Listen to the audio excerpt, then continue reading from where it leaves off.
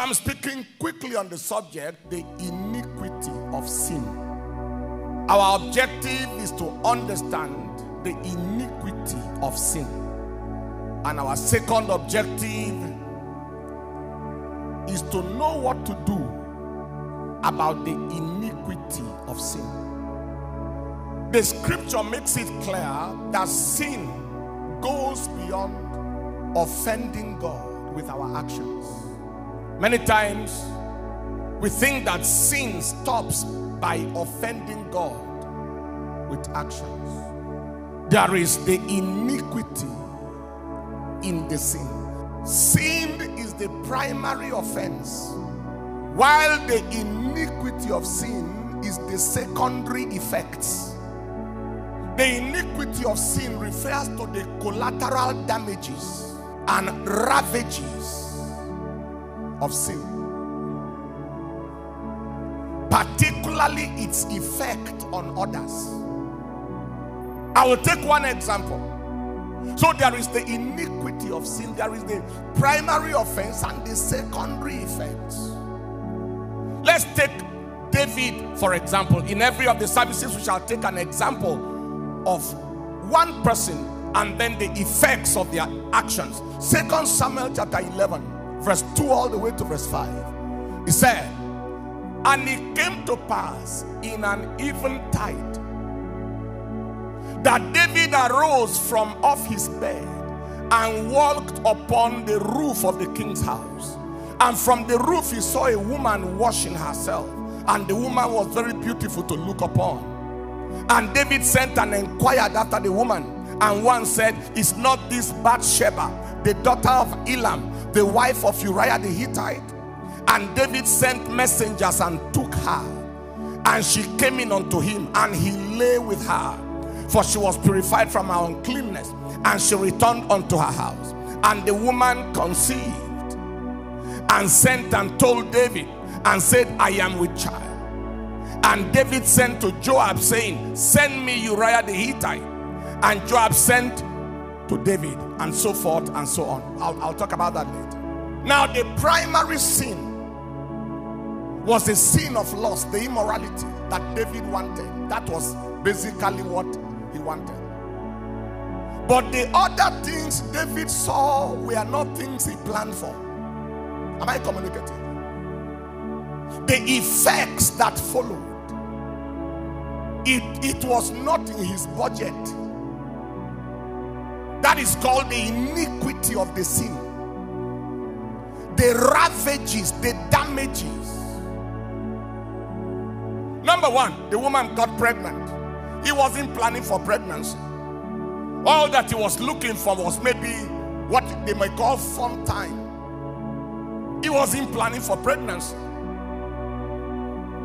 And then he asked the husband to go home from the war battlefield, so that he can go and have relationship with his wife and camouflage it, so that nobody knows who owns the pregnancy. The man said, no, I am in battle. I can't go home. Long story made short, I'm sure you know the story. David walked with Joab, the commander of the army, and sent Uriah the Hittite to the forefront. That was 2 Samuel chapter 11 verse 15. Let's look at that. And sent him to the forefront. And he wrote in a letter saying, set ye Uriah the Hittite to the forefront of the hottest battle, and retire from him, that he may be smitten and die. Wow. Number one, a woman got pregnant for him. Number two, he is committing murder that he did not plan for. All he wanted was to sleep with a woman. Now the woman is pregnant. Now the woman's husband must be killed. And it hasn't stopped yet.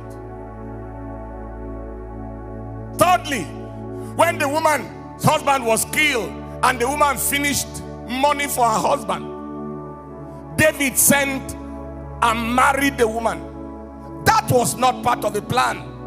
2 Samuel chapter 11 verse 26 to 27. It wasn't part of the plan. And when the wife of Uriah the Hittite heard that Uriah, her husband, was dead, she mourned for her husband.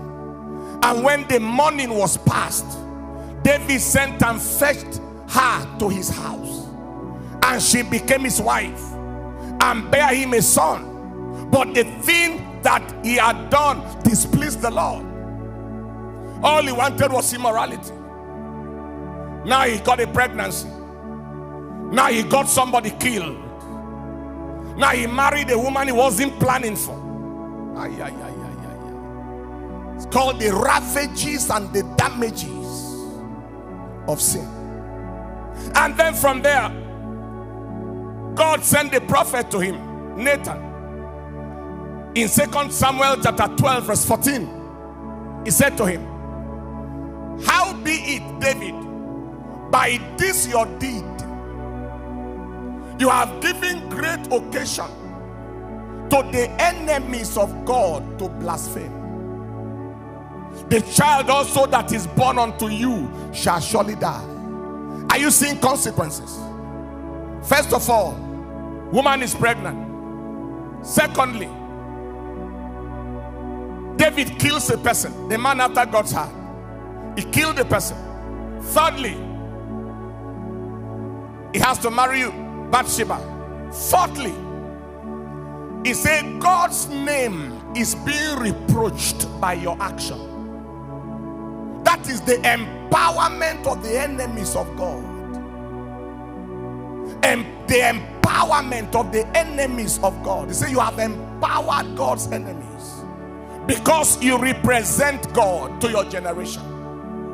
By this your action.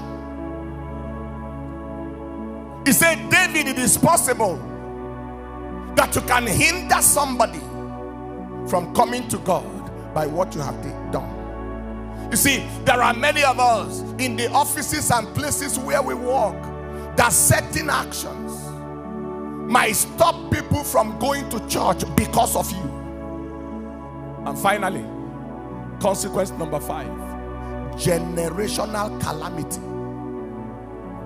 There are things that people do today and they wonder tomorrow how their seed is not able to survive and succeed. Look at what he told him in 2 Samuel chapter 12 verse 9 to 12. "Wherefore thou hast despised the commandment of the Lord to do evil in his sight.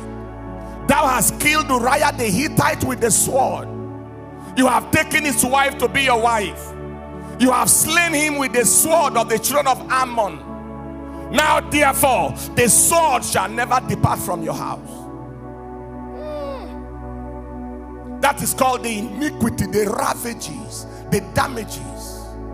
He said, because you have despised me and have taken the wife of Uriah the Hittite to be your wife, thus saith the Lord, behold, I will raise up evil against you out of your own house, and I will take your wives before your eyes and give them to your neighbor, and he shall lie with your wives in the sight of the sun. For you did it secretly, but I'll do this thing before all Israel and before the sun. Can I ask you a question? When David started, did he plan for this? All right. See the ravages and see the damages. His action implicated his children, implicated his next generation. What do you call her? Amnon loved Tamar and sent for Tamar and raped Tamar. And Absalom heard that his sister has been raped. And Absalom went and killed Amnon. The sword has started. The seed, the harvest has started. The flow has started. The ravages have started. And Absalom ran away from home. And Absalom returned back home. And the father received him. And then suddenly Absalom rises up against his father. And then Absalom laid the mat on the rooftop and slept with 10 of his father's concubines in the sight of all Israel, according to prophecy. God had forgiven David, but the ravages continue. The damages continue. For example, When a robber, the thief, carries somebody's bag, all he wanted to do was to steal. He had no other plan. Maybe he's planning to take money from the bag.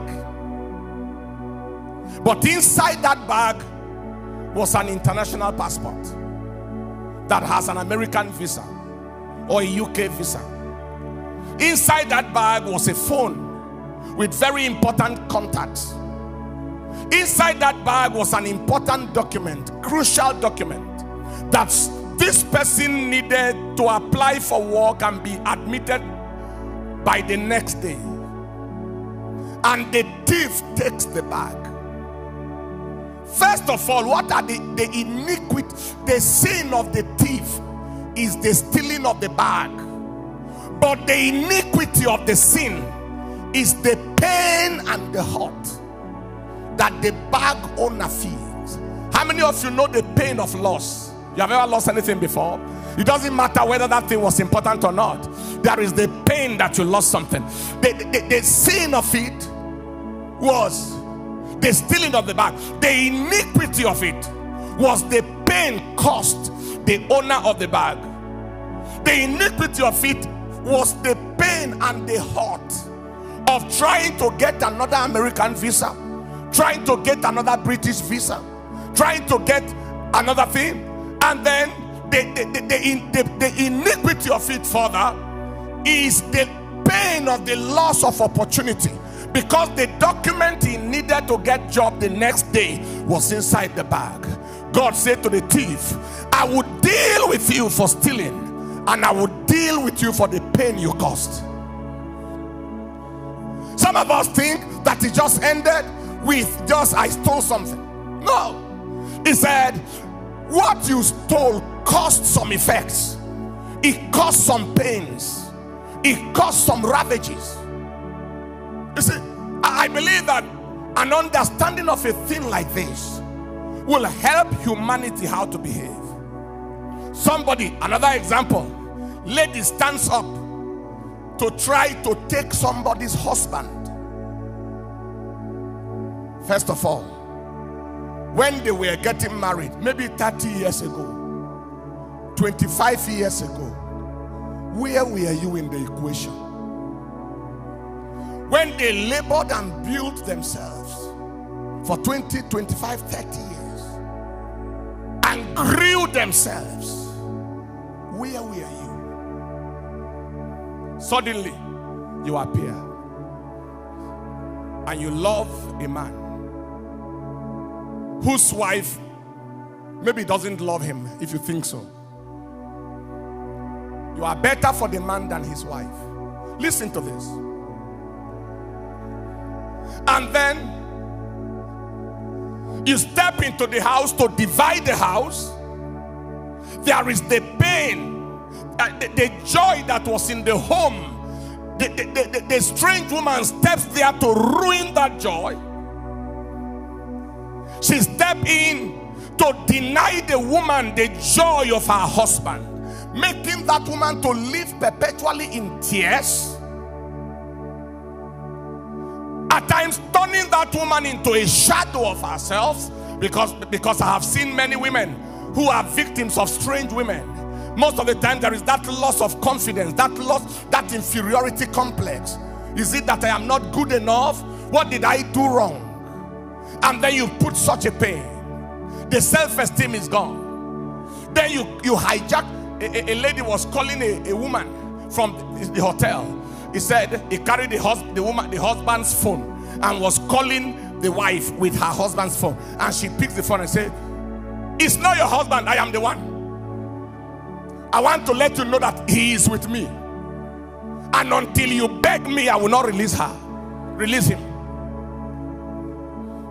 Those are the Jezebelitan Delilahs of this generation. They can go to any extent. Now, the children are deprived of their father's love, his presence, and they are denied the opportunity of having a marital model. They don't have a model marriage anymore.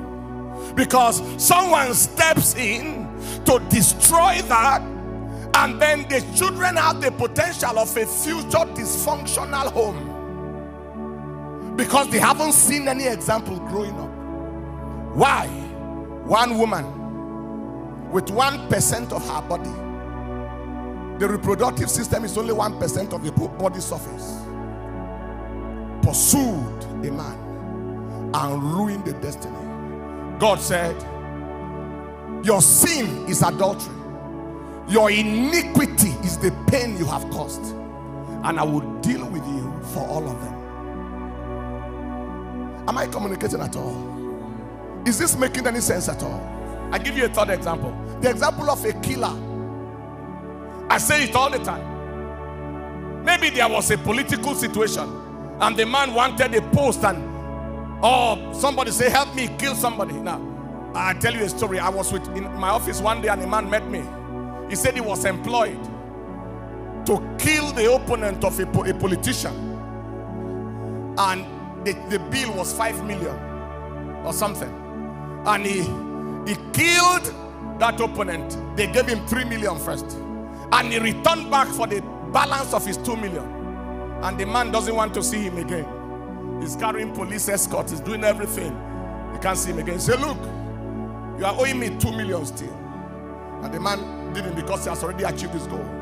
And this killer went after somebody that is precious to that man's life and wasted the person. And he called him, he said, I have started. You still have to pay me my money.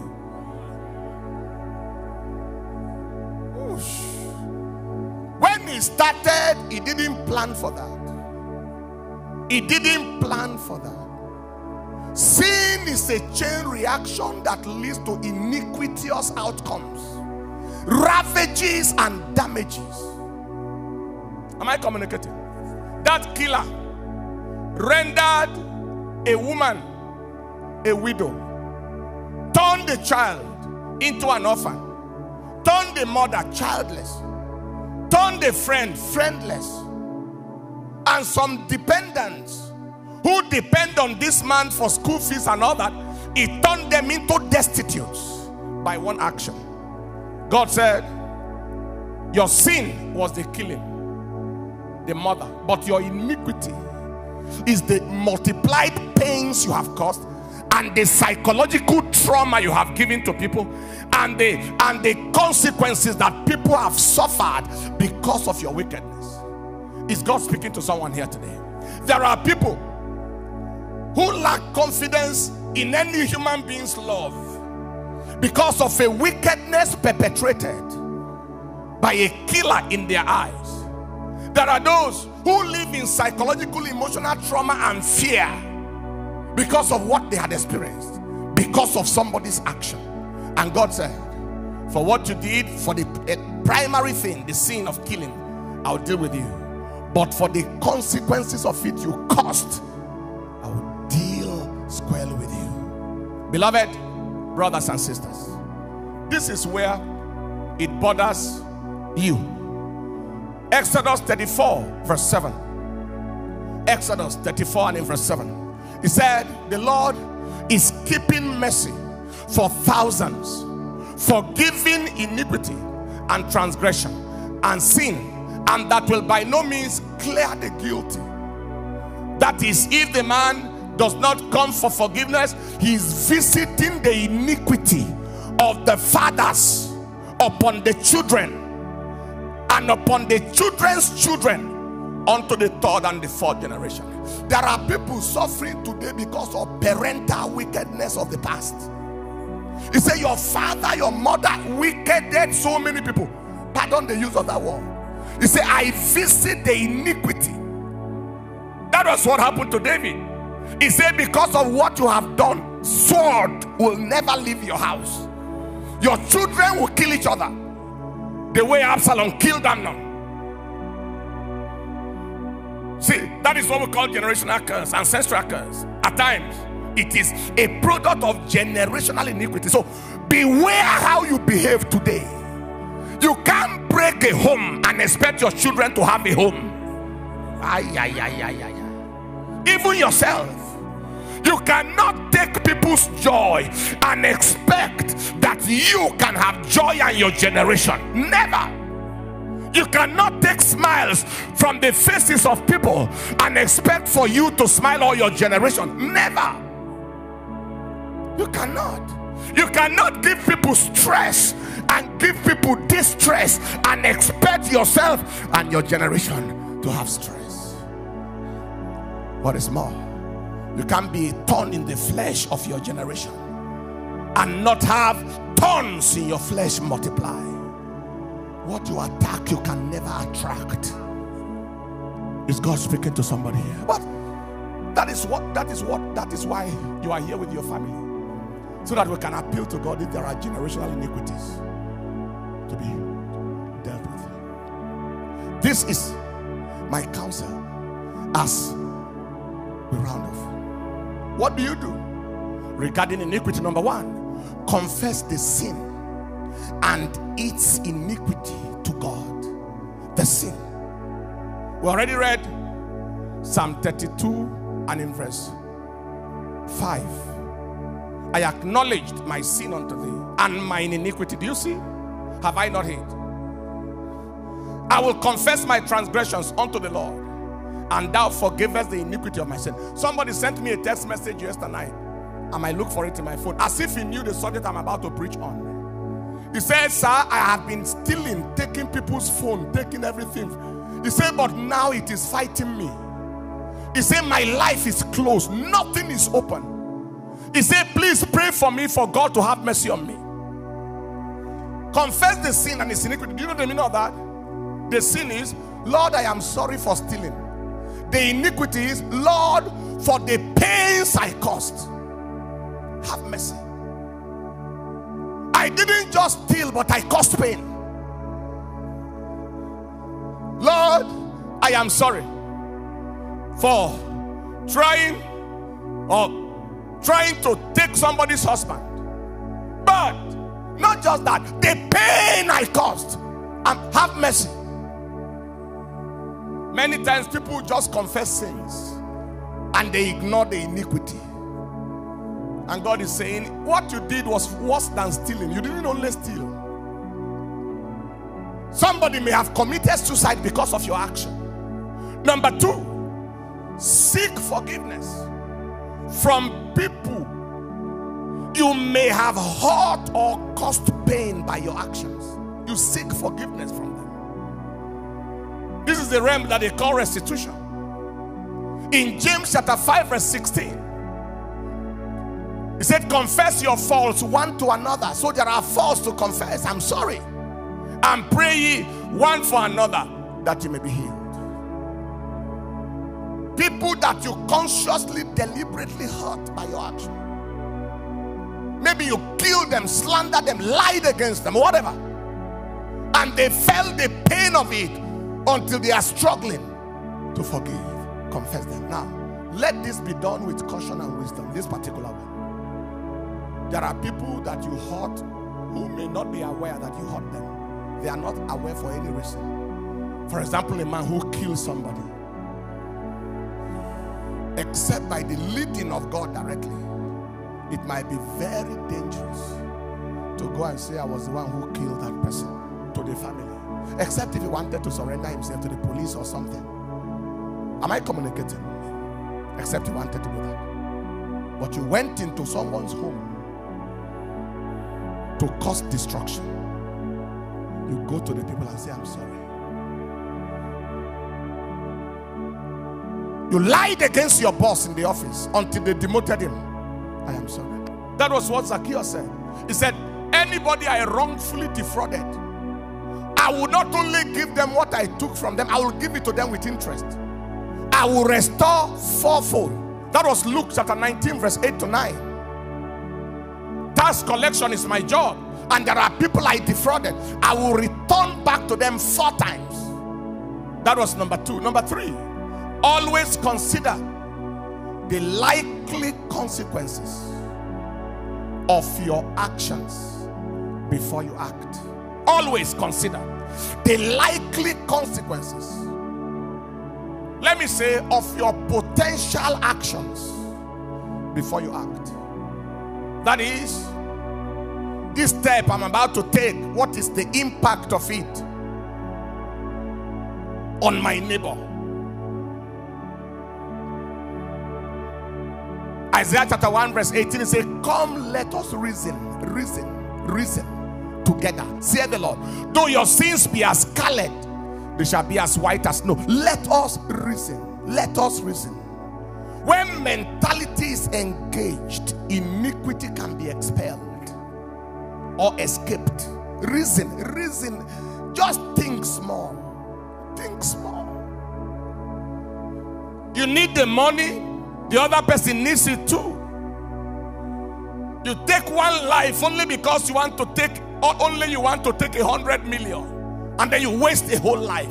Look at the family. Look at the people, the dependents. Think small. Just think a little. Push the woman out. Push everybody out. Take the man to yourself. That is a yeshus mentality. Think a little. Don't think from the legs or think from the genitals. Think from the brain. Think a little. Always consider. Number 4. That is the likely consequences of your potential actions. And number 4, always consider the impact of your actions on your neighbor. Impact on your neighbors.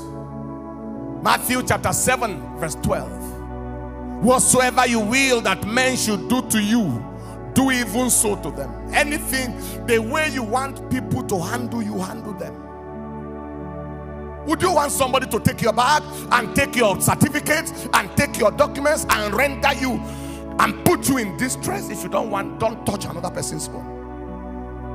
Would you want somebody to castigate and lie against you and then paint you black and then you look like a demon? If you don't want, don't do it. If you are a young lady and you are unmarried, when you get married, how many girls do you want to pursue your husband? And if you don't want any girl to pursue your husband when you are married, quit. Leave that man alone.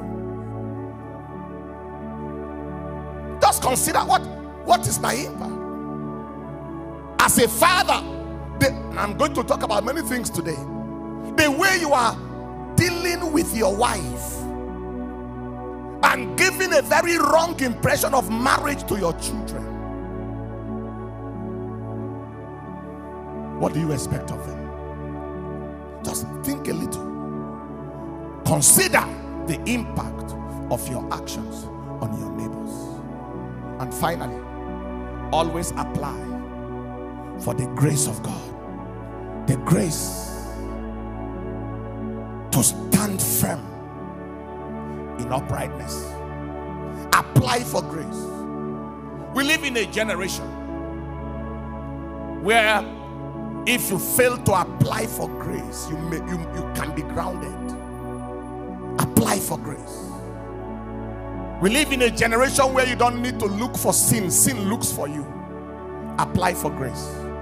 Titus chapter 2 verse 11 and 12. For the grace of God that bringeth salvation has appeared to all men, teaching us that denying ungodliness and worldly lusts, we should live soberly, righteously, and godly in this present world. Father, by your grace alone I can live, and by your grace alone I can stand.